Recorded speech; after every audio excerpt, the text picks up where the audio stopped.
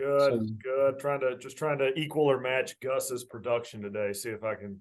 I don't know. Gus usually has some pretty good one-liners. I don't know if I got that, but we'll see if I can do something for you. we'll go ahead and start with Stephen Holder. Yeah, Gus had that practice being a head coach, so That's reps. It's a rep thing. exactly. Hey, I'm wondering if you can kind of just give us your assessment in the run game on Saturday. You had your first line in there, and I'm just wondering what were your takeaways from assessing that part of the game? Yeah, all in all, I think our run game was okay. We'd like it to be a little bit better. Obviously, preseason games, we're playing a lot of guys. We're not overly game planning an opponent. That's not the right time of year to do that. So we are, kind of around the league, everybody's kind of running some base plays and trying to execute those really well.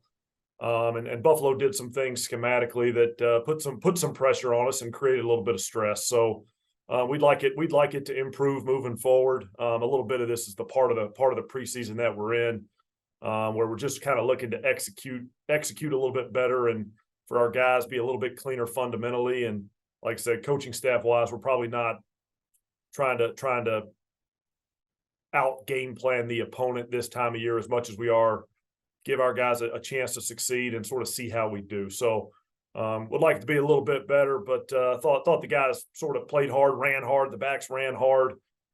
Just kind of looking for a little more execution, a little more sort of fundamental work, which is still training camp. It's a good time of year to keep getting that, And just one quick follow-up, how have these younger backs in particular, responded to, well, they're not all young, but the opportunity, JT's been out, Zach's out, they're getting a lot more work with the first team than they probably ever envisioned. How have they kind of responded to that, do you think, individually?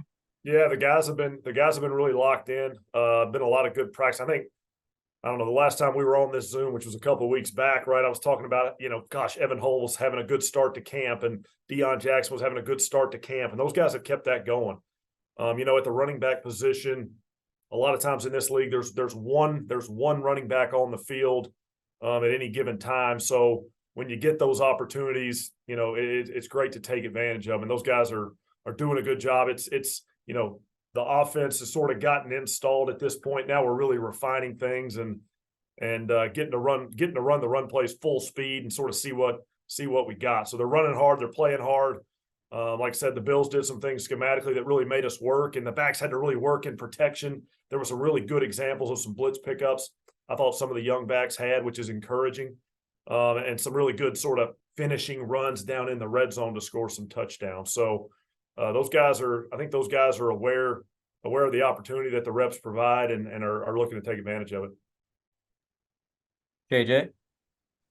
Hey, Jim Bob, I'm curious with these joint practices coming up, is this a chance maybe for Anthony to see some coverage packages that might be more exotic than he would see in a preseason game, just given, it's not on film in this? Yeah, I think typically around the NFL, the practices are a little more schematically interesting maybe than the preseason games for sure. So that's offensive, that's defensive, that's coverage, that's blitzing, that's, sort of everything that goes on. So it's, it's a really valuable thing really for our whole offense, but especially for Anthony, especially for the whole quarterback room, but especially a young quarterback, like, hey, here's a new defense, right? We might have some new coverage techniques. Maybe our defense plays cover three like so-and-so, but this new defense we're about to play plays cover three a little bit different, right? And that happens with every single different coverage. How do we respond to that? What kind of blitz packages do they have? How do we handle that? We're going to show up. We're going to be practicing against the Bears. All of a sudden, you're going to look up. It's going to be 3rd and 8, right? What's their third down package look like? We got to study that real quick.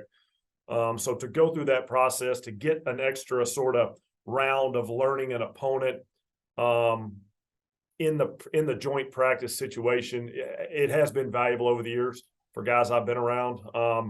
And yes, if the video of the joint practices were put up right next to the video of the preseason game, the schematic interestingness might be a little. You'd be staring at the joint practice a little more than you would the preseason game. I'd say that's fair to say. Does it help too that you're going to have 2 of them with the Bears where, Anthony can go out and kind of see some stuff in the first one, make some corrections, and then go back and try to respond to that a day later? Yeah, I think 2 is ideal when the schedule and the situation allows for it. Every training camp's going to be different. Every weekly schedule's a little bit different. But yeah, when you can get 2 against one opponent, so you get to go out there, you have your sort of opening practice. Something will surprise you, something will change from what you thought, and then you show back up the next day and see if you fix that problem or not. I think that is a real factor that shows up, and then we try to build these practices in certain ways where we get to see different areas of the field, different situations within a practice, to kind of be able to work both of those things rather extensively. James? Jim Bob, how would you assess the depth of your offensive line and maybe just how they performed once you took your ones out? Yeah, I think we've got a good group. We've got a good group with good depth. I think those guys would tell you, I think they wanted to play a little bit better maybe than they did. Buffalo's got a good front. Even the depth, the second and the third group of Buffalo's D line is pretty strong. I like our guys up there, but I think looking back, we wish we would have cleaned a few things up communication wise, been on the same page just a little bit better, a little bit more consistently. We got a group, like I said, I think that group will play better and better moving forward. I think they'll recognize that, they'll see that. But I like our guys, I like our group. They're working hard to get better. Just like anything we're all doing. Like it's a great time of year to sort of work and improve and find weaknesses to work on. And when you play opponents, when you play the Buffalo Bills, right, they're going to show you a few. They're going to stress you a little bit schematically, personnel wise, and see how you respond. So we took a few of their best shots, and they won a few of those matchups. But I like our guys, and I like the kind of the week we have ahead of us to improve and move forward. And then just the opportunity for these guys, like you talked about with quarterbacks, it's just as important for O-line, right? Here's a whole new set of defensive linemen, right? Each D-line plays a little different, right? Are they moving? Are they coming off the ball? Are they two-gapping, being real big and physical on our guys? We're going to get different looks, different pass rushes, different opportunities to put good reps on tape and to have good practices, and then ultimately preseason games against different groups. So I'm excited about the group moving forward, and looking forward to getting better with them. Joel? I know you'd coached with Shane before, but what have you learned about him so far as in the head coaching role? Because obviously that's different from what, being a coordinator or position coach or whatever. Yeah, I mean, just doubling down on things I've known about him before, how passionate he is about football, how passionate he is about just the details that come in our day-to-day life, right? We're in 1,000 meetings up here. We're talking through everything, whether it's 2-minute situations down to the exact second. We're calling this at this second and this at that second. Just really diving into the details of those things. And then I think he's done a great job. Sort of been fun to watch him kind of manage the team, work through the daily process with the practice plans and the team meetings and all that stuff. So just been excited to kind of see a little bit more and see a little bit of a different side of him, sort of putting together. Kind of talked about the situational stuff earlier, really offensively, but to watch him kind of direct all of us, right? Offense, what are you calling? Hey, defense, what are you calling?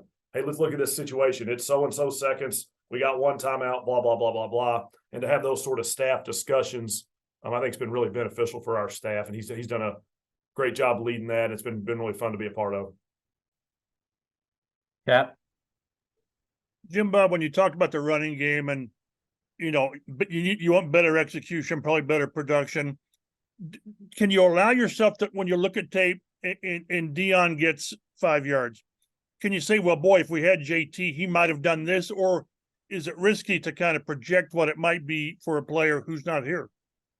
Yeah, I don't really project with any of those spots. Preseason games, we're really evaluating the heck out of our players, the guys that are out there, and kind of seeing who can, whether it's a pass game thing, who can get open on a route, whether it's a run game thing, hey, who can make a nice cut in the run game or get a few extra yards in the run game. It's not really a comparison time of year for me, at least, where I kind of, weigh guys against each other. I'm really just evaluating the heck out of how they're playing and what they're doing out there and sort of how that's going. So ideally, would it be good for any of these guys, whether it's Zach or JT to see something in preseason as opposed to practice, or can you get enough done for a player in practice for a guy that's going to take hits? Yeah, it's different for every guy. It's different for every guy. Ideally, at the running back position, your first live hit isn't in, you know, sort of the regular season. You'd love to get that preseason action in, but that's an ideal situation. And in this league, everything, you know, things kind of roll with the punches sometimes. So we'll see how all that goes. But yeah, ideally, you'd rather get that thing in early. Thanks, Jim Bob. Nate? Yeah, Anthony and Alec Pierce have talked about just the process of building that deep ball connection, the back shoulder connections. Is that just something that you just have to run enough of them for them to kind of feel each other out as far as, you know, timing and where the ball is, or is there anything you can do to sort of kind of accelerate that, make that come together? Yeah, it starts and ends with those guys getting reps together. You know, obviously Anthony getting drafted this spring, getting in here when the draftees normally get here, and Alec getting going with that. Every rep those guys get, whether it's in practice, a lot of times those guys will stick around after practice, right? You guys will notice, I'm sure y'all got, you know, there's interviews and stuff going on, and you can't get a guy quite yet because he's getting those last couple throws with his guys. Those guys are doing that on the side. They're doing that after practice, and you know that does pay off in the future. You can't get enough of that work. It's coming with reps. It's coming with time. You know, it ain't going to be perfect day one, but as we go from week 1 to week 2, we're looking forward to improve week 2 to week 3, and it's going to be the same thing in the season, right? You'll hear me probably all year talk about, like, we got to get stronger as the year goes on in a lot of different areas, right? October to November, et cetera. So those guys are putting good work in, and you know, like I said, their mentality is the right way to get better at these things, and they're putting the right work in to do it. So. JJ? Hey, Jim Bob, what's impressed you about Kylan Granson over the last couple of weeks? Yeah, Granson's been super consistent. Just he's out there every day. He's putting forth great effort. You know, he's getting open. He's making good catches for us, being physical in the run game, just kind of showing a lot of different parts of his game, showing a lot of different areas that he can help us and he can help the team have success, help the offense have success. He's been great around the meeting. He's been great sort of as we're installing plays, learning plays, whether he himself learning things or helping the other guys learn stuff. Been a good leadership presence for us. Just, you know, can't say enough good things about what he's brought to training camp and how he's approaching every single day, day in, day out, just working to improve, working to get better, working to improve his craft, and you can see it out there. We can see it on the practice field, and you can see it on the game field as well. He's doing a nice job. Last question from James. Jim Bob, just curious, when we saw like the throw, the deep post to Alec Pierce, the one that Anthony threw that almost was a touchdown, what was, I guess, the reaction from both sides to that? What was the conversation like after that play? And then what's the excitement of, you know, just being right there and maybe, you know, tweak here, tweak there, play here, play there, you know, it's a different narrative. Yeah. You know, we're, you know, our guys are blessed with some abilities to really take some shots downfield from time to time. And we're going to use those when the time is right. So to put the ball up down the field, have a great shot at it, you know, just barely miss it, just fingertip miss that thing. Those are the types of things like we talked about earlier, where, you know, gosh, you get that 1% better every day. You get just a little bit better, a little bit more connected. You know, that looks a little bit different week 1, week 5, week 9, week 13, that type of thing. So excited to take some shots, excited for the aggression there. I think the guys, you know, can't find a lot of receivers that don't love the ball getting launched downfield with them having a chance to go make that play. So we'll keep ripping those things out there and look for the outcome to continue improving and sort of see where we end up.